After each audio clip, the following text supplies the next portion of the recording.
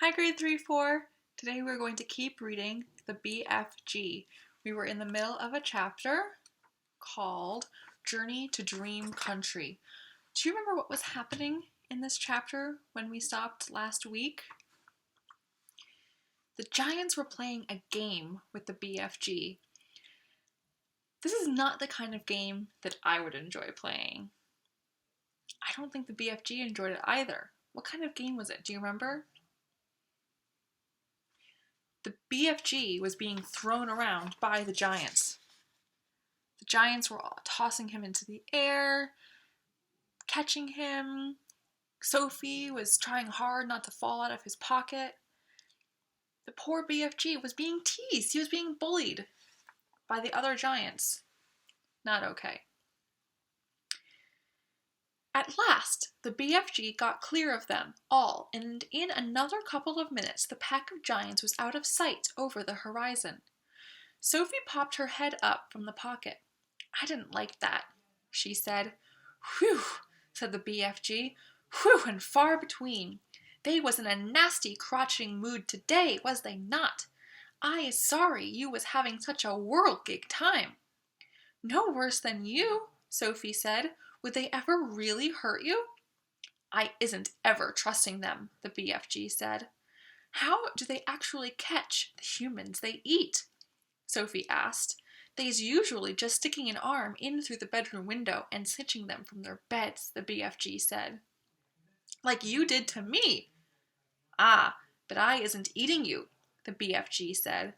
"How else do they catch them?" Sophie asked. "Sometimes," the BFG said, "they is swimmeling in from the sea like fishies with only their heads showing above the water, and then out comes a big hairy hand and grabbles someone off the beach." "Children as well?" "Often chiddlers," the BFG said. "Little chiddlers who is building sandcastles on the beach. That is who the swimmeling ones are after. Little chiddlers is not so tough to eat as old grandmama, so says the child-chewing giant." As they talked, the BFG was galloping fast over the land. Sophie was standing right up in his waistcoat pocket now, and was holding on to the edge with both hands. Her head and shoulders were in the open, and the wind was blowing in her hair. "How else do they catch people?" she asked. "All of them is having their own special ways of catching the human being," the BFG said. "The meat-dripping giant is preferring to pretend he is a big tree growing in the park. He is standing in the park in the dusky evening, and he is holding great big branches over his head. And there he is waiting until some happy families is coming to have a picnic under the spreading tree. The meat-dripping giant is watching them as they lay out their little picnic, but in the end it is the meat-dripper who is having the picnic." "It is too awful!" Sophie cried. "Let's make an inference here. What happens to the families?" We know from the book that the giants eat human people, and they're standing over and waiting for this family, pretending to be a tree. We know from real life that the phrase "the meat dripper who is having the picnic," we know that these picnics, you eat something. At a picnic, you eat. So what's happening? The giant just eats them. The giant has the picnic. He eats the people. People don't eat their own picnic food. "The gizzard-gulping giant is a city lover," the BFG went on. "The gizzard gulper is lying high up between the roofs of houses in the big cities. He is lying there snuggy as a sniggler and watching the human beings walking on the street below, and when he sees one that looks like it has a whoopsie good flavor, he grabs it. He is simply reaching down and snitching it off the street like a monkey taking a nut. He says it is nice to be able to pick and choose what you is having for your supper. He says it is like choosing from a menu." "Don't people see him doing it?" Sophie asked. "Never is they seeing him. Do not forget it is dusky dark at this time. Also, the gizzard gulper has a very fast arm. His arm is going up and down quicker than Squinker's." "But if all of these people are disappearing every night, surely there's some sort of an outcry," Sophie said. The world is a whopping big place, the BFG said. It has 100 different countries. The giant is clever. They is careful not to be skittling off to the same country too often. They is always switch-fiddling around. So what is the BFG saying? How do the giants keep from being noticed? How do they keep eating people and nobody does anything about it? What do the giants do? They go to different countries. Maybe one night they'll go to England. Maybe one night they'll go to India. Maybe one night they're going to go to Kenya. Maybe one night they go to Colombia. So the world is so big, nobody knows that there's some kind of pattern here, that people are getting eaten. Even so, Sophie said.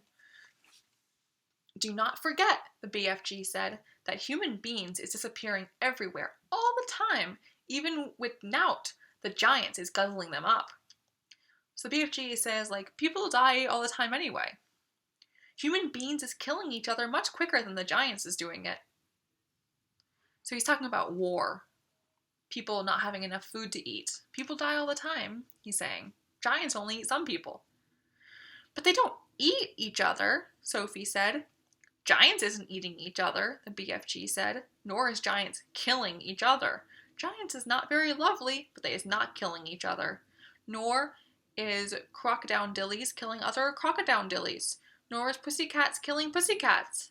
They kill mice, Sophie said. Ah, but they is not killing their own kind, the BFG said. Human beings is the only animals that is killing their own kind. So what the BFG is saying is giants don't kill each other. They kill other animals. But humans kill each other. So what he's trying to say is, in this way, maybe humans are worse than giants. They're doing something that's worse than giants. Now, in reality, in nature, there are plenty of animals who kill other animals of the same kind as them. Maybe the animals get into a fight. Maybe they do actually eat each other. But what the BFG is saying is human beings do bad things too. People do bad things too. Don't poisonous snakes kill each other? Sophie asked. She was searching desperately for another creature that behaved as badly as the humans.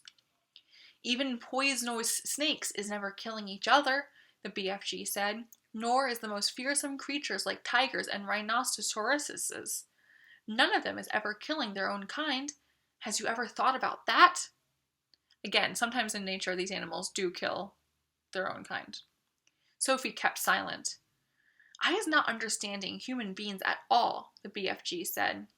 You is a human being, and you is saying it is grisling and horrigust for giants to be eating human beings. Right or left?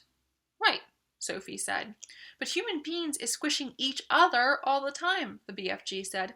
They is shooting guns and going up in aeroplanes and dropping bombs on each other's heads every week. Human beings is always hurting other human beings. He was right. Of course he was right, and Sophie knew it.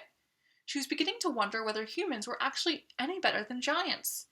Even so, she said, defending her own people, I think it's rotten that those foul giants should go off every night to eat humans. Humans have never done them any harm. That is what the little piggy wiggy is saying it every day, the BFG answered. He is saying, I has never done any harm to the human being, so why should he be eating me? What's the BFG saying?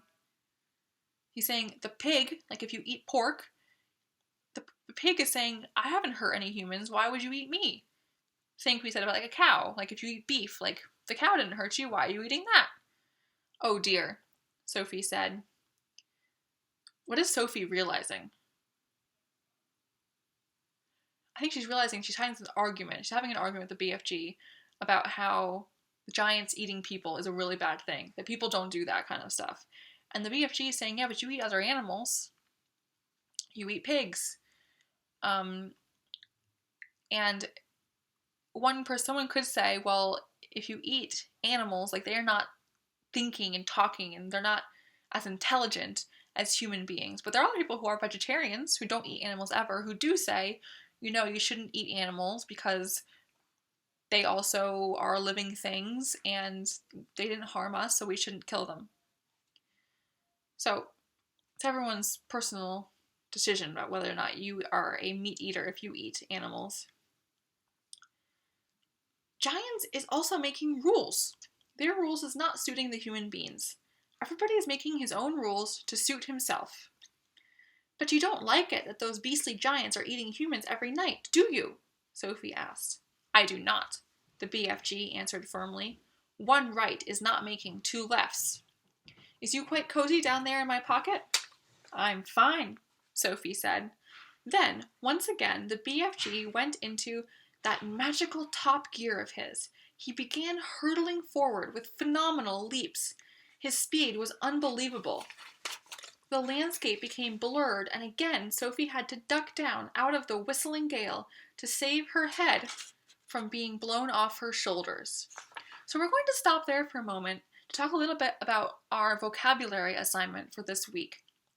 As I said in one of my announcement videos, we're going to be doing spelling one week, vocabulary the next week, then spelling, then vocabulary, and this week is a vocabulary week. Every week, I am going to pick a word from the BFG or whatever book we're reading, and we're going to have that word as a vocabulary word. And we're going to be doing different activities with that word, or I'll be modeling those activities with that word. And then at the end of the week, we're going to have a word wall where we can see all the words that we learned this week. You are each also going to pick a word from a book that you are reading. It could be a book club book, it could be an independent reading book, but the key is we're trying to find a word that is new to us, or a word we've seen before, but we don't really understand it. So I have picked a word, and I have picked the word gale, and it's in this sentence.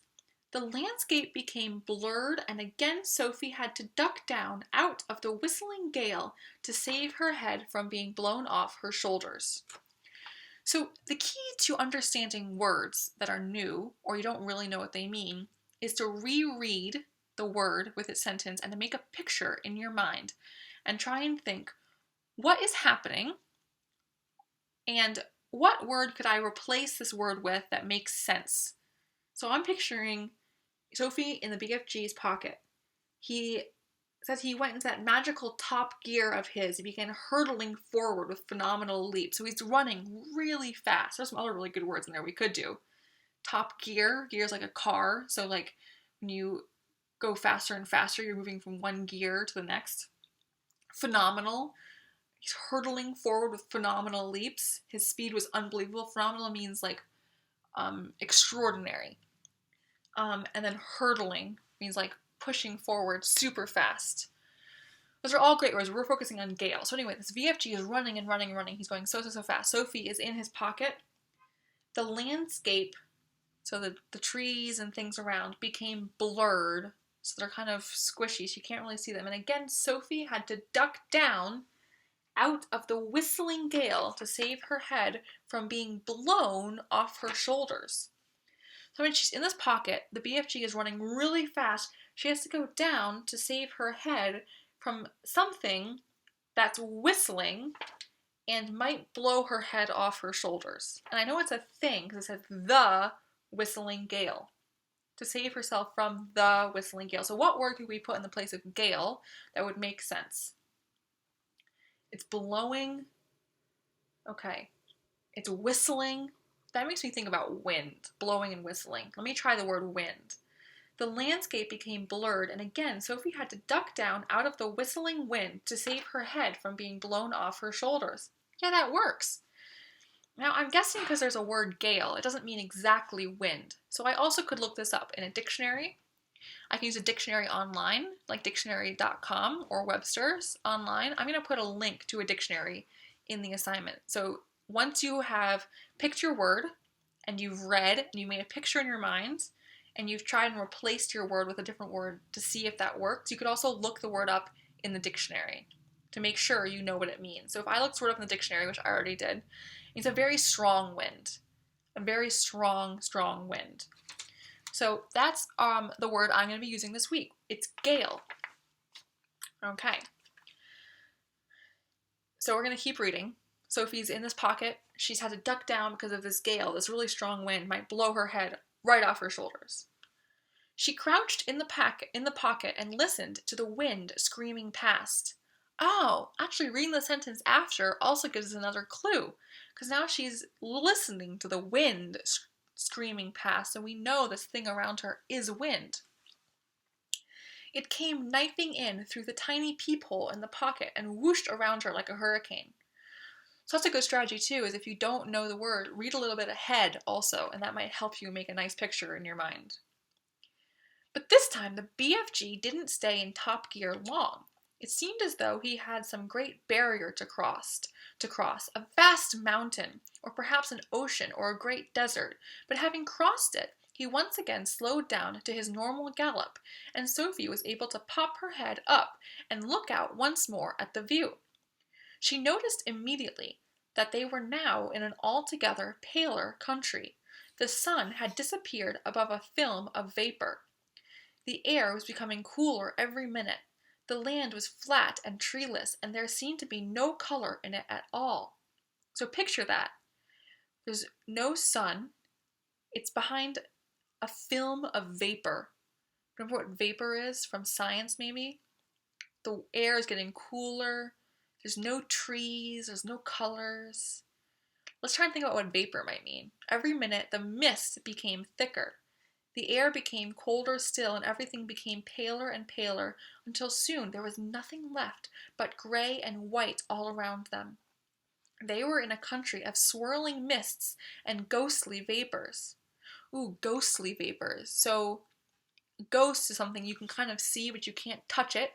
You can't hold on to it. And it also talks about swirling mist.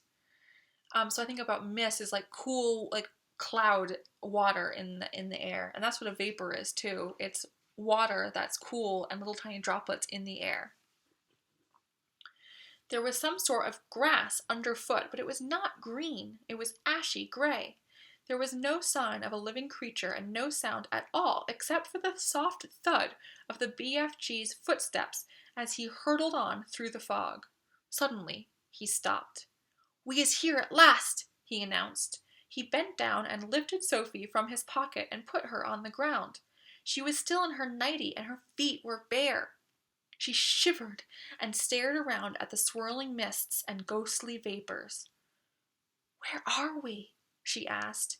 "We is in dream country," the BFG said. "This is where all dreams is beginning." All right, the next chapter is called Dream Catching. It's a short one, so we're going to read it too. The big friendly giant put the suitcase on the ground.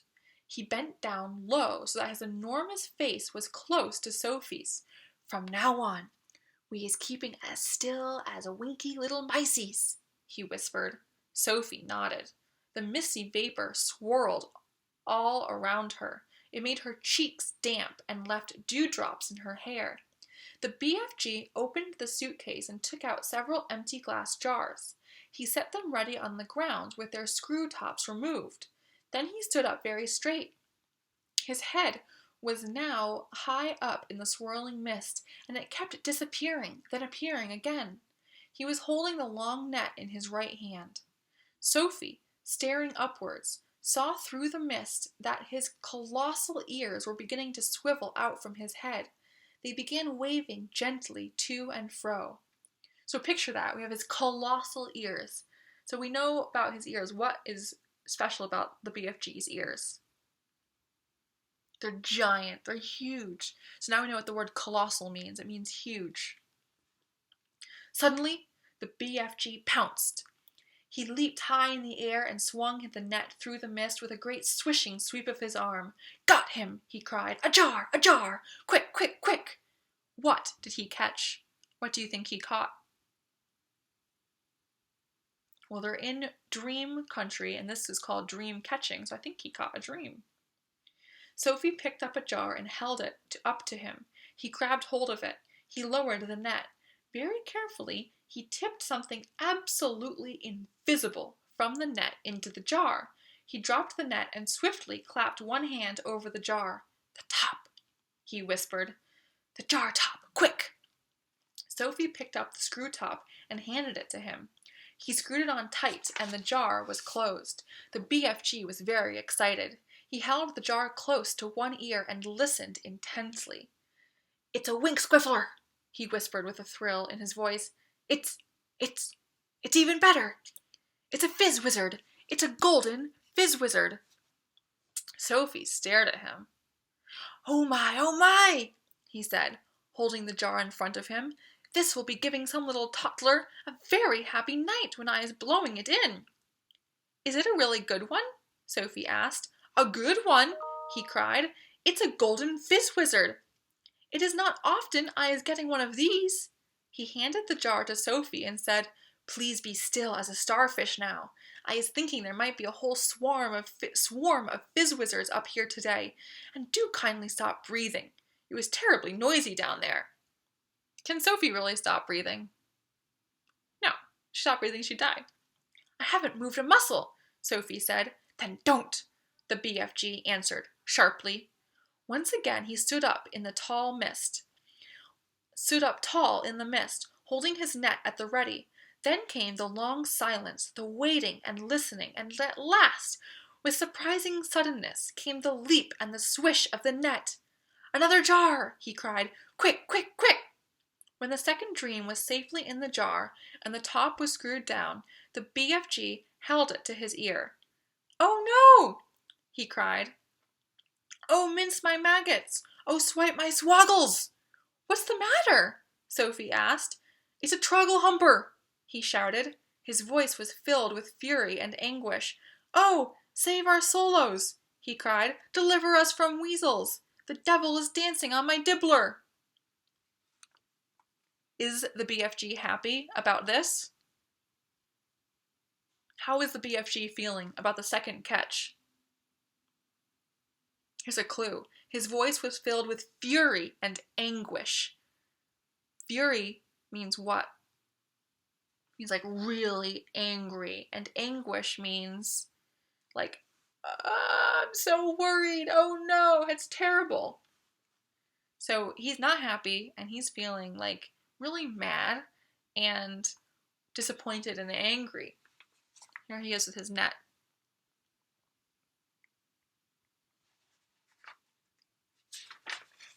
What are you talking about? Sophie said. The BFG was getting more distressed every moment. Oh, banish my eye bones, he cried, waving the jar in the air. I came all this way to get lovely golden dreams, and what is I catching? What are you catching? Sophie said. What do you think he's catching? What do you think he's catching? What's a bad dream? A nightmare. I is catching a frightsome troggle-humper, he cried. Oh, well, that doesn't sound like a nightmare. This is a bad, bad dream. It is worse than a bad dream. It is a nightmare. It is a nightmare. But he's just calling it a frightsome troggle-humper. Oh dear, Sophie said. What will you do with that? I is never letting it go, the BFG cried. If I do, then some poor little toddler will be having the most curd-bloodling time. This one is a real kicksy bog thumper. I is exploding it as soon as I get home. Nightmares are horrible, Sophie said. I had one once and I woke up sweating all over. But this one you would be waking up screaming all over, the BFG said. This one would make your teeth stand on end. If this one got into you, your blood would be freezing to icicles and your skin would go creeping across the floor. Is it as bad as that? It's worse, cried the BFG. This is a real wopsy grob switcher. You said it was a troggle-humper, Sophie told him. It is a troggle-humper, cried the exasperated BFG, but it is also a bog thumper and a grob switcher. It is all three riddled into one. Oh, I is so glad I was clutching it tight. Ah, you wicked beastie, you, he cried, holding up the jar and staring into it. Never more is you going to be bunk-doodling the poor little human beanie toddlers. Sophie, who was also staring into the glass jar, cried out, I can see it! There's something in there! Of course there is something in there, the BFG said. You was looking at a frightsome troggle-humper. But you told me dreams were invisible. They is always invisible until they is captured, the BFG told her. After that, they is losing a little of their invisibility. We is seeing this one very clearly. Inside the jar, Sophie could see the faint scarlet outline of something that looked like a mixture between a blob of gas and a bubble of jelly. It was moving violently, thrashing against the sides of the jar and forever changing shape. So picture that in your head, that it's thrashing against the sides of the jar and forever changing shape. What kind of movement is thrashing? We know it's movement because of the ing. Thrashing against the sides of the jar, like...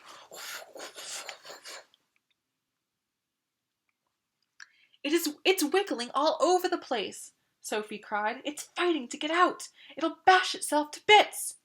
The nastier the dream, the angrier it is getting when it is in prison, the BFG said. It is the same as with wild animals. If an animal is very fierce and you is putting it in a cage, it will make a tremendous rumple-dumpus. If it is a nice animal, like a cock-a-toodle-doo or a froggle-frump, it will sit quietly. Dreams exactly the same. This one is a nasty, fierce, bog-rotting nightmare. Just look at him splashing himself against the glass. It's quite frightening, Sophie cried. I would be hating to get this one inside me on a darksome night, the BFG said. So would I, Sophie said. The BFG started putting the bottles back into the suitcase. Is that all? Sophie asked. Are we going? I is so upset by this troggle-humping, bog-thumping grob-switcher, the BFG said, that I is not wishing to go on. Dream-catching is finished for today.